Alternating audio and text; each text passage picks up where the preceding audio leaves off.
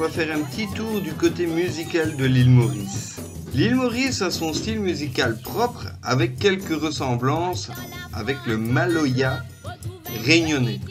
Le Sega est un mélange de plusieurs styles musicaux venant des pays lointains, provenance des esclaves et des voyageurs du XVIIIe siècle.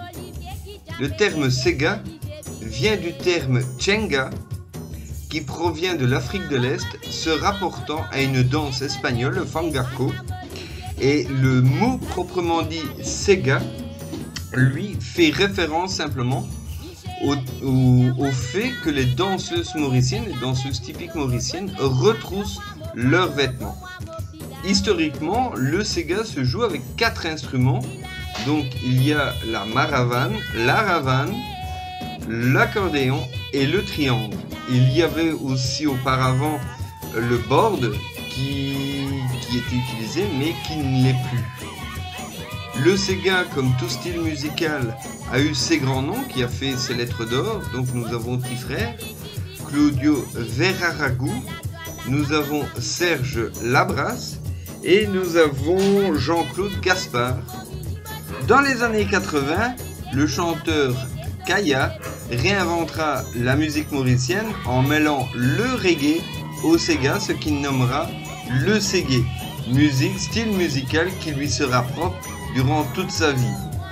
Donc il mourra en 1999 dans les geôles de la caserne centrale de Port-Louis, tabassé par des flics. Si vous voulez avoir un petit peu plus d'informations sur ce chanteur, Kaya, je vous laisserai en description le lien du site qui lui rend hommage au niveau de sa discographie, au niveau de sa vie, etc., etc. Il y a également le groupe Cassia qui est reconnu internationalement, qui fait des tournées un petit peu partout dans le monde.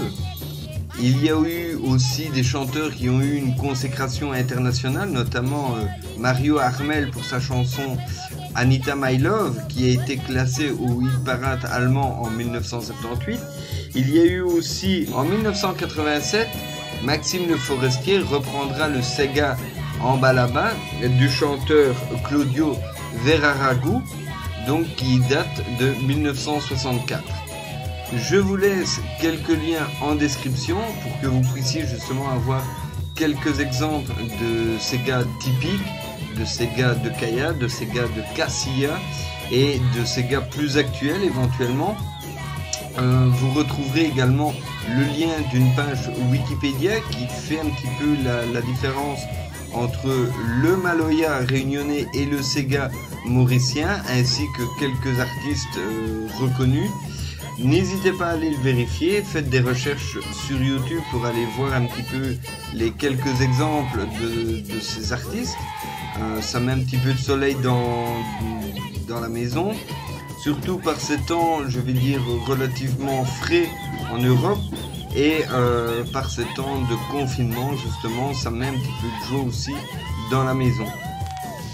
Je dédicace cette vidéo à Mathieu qui m'avait demandé justement de faire un petit topo justement sur la musique mauricienne et vous remarquerez justement que maintenant vous n'avez plus l'éblouissement du fond d'écran. Donc je remercie pour les commentaires positifs que j'ai reçus. Je vous dis à très bientôt et j'espère que tout se passera bien pour vous.